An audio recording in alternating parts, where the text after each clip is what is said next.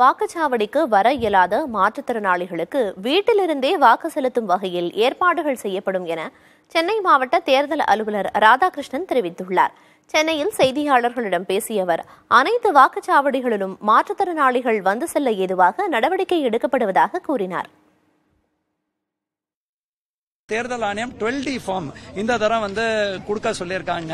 யார் யார் வீட்டிலேயே விரும்புறாங்களோ அந்த மாதிரி உள்ள முதியோர்கள் மற்றும் மாற்றுத்திறனாளிகளுக்கு நம்ம ஏற்பாடு பண்ணி ஒட்டுமொத்தமா அவர்களுக்கு அவர்கள் வீட்டிலேயே சென்று 85 வயசுக்கு மேல இருக்கிற 63,751 நபர்கள், அதுக்கப்புறம் மாற்றுத்திறனாளிகள் 10,370 பேர் கண்டறியப்பட்ட அவர்களுக்கும் பண்றோம். மாற்றுத்திறனாளிகள் நேரடியாக இந்த பூத்துல ஓட்டு செய்யக்கூடிய விரும்புபவர்களுக்கு அவருக்கு தேவையான அனைத்து வசதிகளும் செய்யக்கூடிய கடமை தேர்தல் ஆணையம் எங்களுக்கு கொடுத்திருக்கு. அதற்கான அனைத்து ஏற்பாடுகளும் சொல்றோம்.